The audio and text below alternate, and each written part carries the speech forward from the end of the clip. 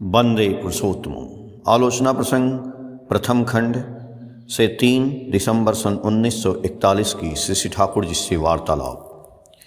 सरद्दा श्री ठाकुर जी से पूछते हैं कि कृतज्ञता को सबसे बड़ा पाप क्यों समझा जाता है। श्री ठाकुर जी बोले, वास्तव में उससे बढ़कर कोई बड़ा पाप नहीं है। सेक्स कॉम्प्लेक्स, काम प्रवृत्ति जिस प्रकार आदि रस है, उसी प्रकार कृतज्ञता और नरक भी आदि वस्तु है। इन्हीं से सब पापों की सृष्टि है।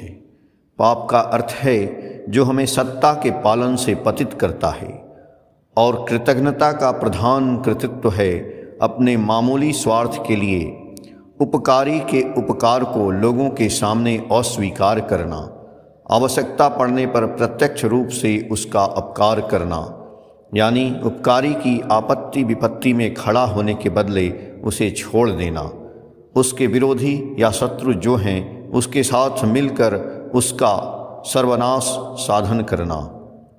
सत्ता पालक और सत्ता पोषक जो हैं, यदि हम उसका इस तरह विसर्जन कर दें तो हम लोगों की सत्ता की रक्षा कैसे होगी। इसीलिए इससे बड़ा पाप और क्या हो सकता है। हम लोगों के समस्त पाप और विभ्रांत आचरण के मूल में है उच्च विमुखता। श्रेय विधायक माता पिता गुरुजन और गुरु से जितना हम विमुख रहते हैं, उतना ही आचरण द्वारा उनको अस्वीकार करते हैं। उनकी नीति उल्लंघन करने में हमारा विवेक हमें नहीं रोकता है। यह भी एक तरह की अकृतज्ञता है, एवं इससे ही अनेक दोष तथा दुर्बलताएं हम लोगों के चरित्र में डेरा डालने का सुयोग पाती हैं। उस समय आत्मविश्लेषण और आत्मसंशोधन की बुद्धि नहीं रहती है, पर गुरुजन या गुरु के प्रति वास्तविक कृतज्ञता बोध यदि रहे तो उस समय हम लोगों के हर कार्य के बीच उन्हें नंदित करने का आग्रह प्रबल हो उठता है। उसके फलस्वरूप भूल भ्रांति स्वतः सुधर जाती है। किंतु गुरुजन या उपकारी में से कोई यदि इष्ट विरोधी हो तो वहाँ उनका विरोधी होना अन्याय नहीं होगा। रामचंद्र के लिए विभीषण ने जिस प्रकार रावण को छोड़ा था, वैसा यदि वह नहीं करता तो अन्याय करता। कृतज्ञता बड़ा कठिन रोग है। बहुत लोग हेरिडिटी वंशगति से भी यह अवगुण पाते हैं। प्रपोजली इच्छा करके इस तरह करते हैं, ऐसा बिना किए वे रह नहीं सकते। सारांश यह है कि प्रतिलोम संतान होने से वह ट्रेचरस कृतज्ञ होगी ही। वह किसी तरह भी उस आदत को छोड़ नहीं पाते हैं। कुछ ऐसे भी हैं जो इन्वायरमेंट पारिपार्श्विक के फेरा में पड़कर अकृतज्ञता एक्वायर अर्जन करते हैं। उपयुक्त संसर्ग पाने पर वे यदि चाहें तो सुधर सकते हैं। सरद्दा ने पूछा कि हेरिडिटी वंशगति और इन्वायरमेंट पारिपार्श्विक में कौन प्रोमिनेंट प्रधान है।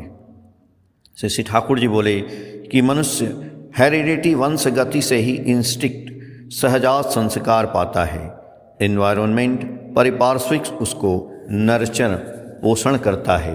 बच्चा पैदा करने में जिस प्रकार माता पिता दोनों की आवश्यकता होती है, उसी प्रकार मनुष्य के जीवन में भी हेरिडिटी वंशगति एनवायरनमेंट पारिपार्श्विक दोनों फैक्टर वस्तुएं लगती हैं।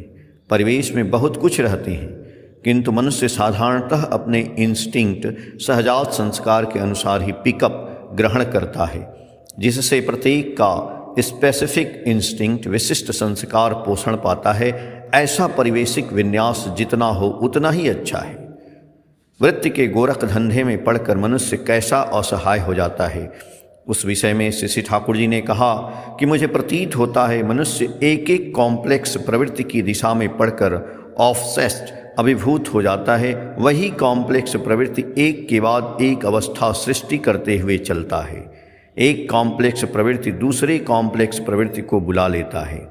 कॉम्प्लेक्सेज प्रवृत्तियां बीइंग सत्ता को एब्जॉर्ब शोषित कर ईगो अहम बन जाते हैं।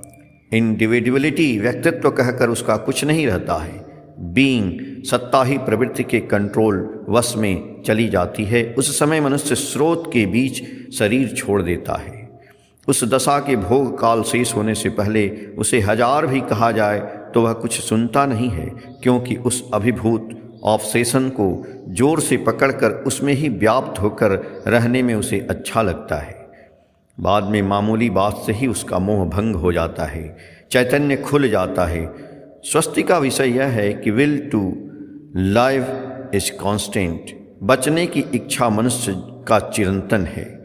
उसकी बीइंग सत्ता को टच स्पर्श कर पाने पर एवं विल टू लाइव बचने की इच्छा को एक्साइट उत्तेजित करने से उसकी प्रतिक्रिया होगी ही। धर्मदान का कौशल यही है, बचने और प्रकृत उपभोग का कौशल दिखा देना ही वास्तविक धर्मदान है। विवर्तन के प्रति एक उदग्र आग्रह पैदा कर देना चाहिए। साथ साथ सर्वमंगल मूर्ति इष्ट का चित्र ऐसे सुंदर ढंग से सामने खींच देना चाहिए ताकि समग्र सत्ता का संवेग लेकर वह उनमें आनत होने के लिए उद्दाम हो उठे। याजन का यही कौशल है। किंतु मेरे जीवन में इष्ट के लिए यदि इष्ट न हो, अपने स्वार्थ के लिए यदि उनका अनुसरण करें तो निर्मल अकपट अभूत आवेग मनुष्य में संचारित नहीं कर सकेंगे।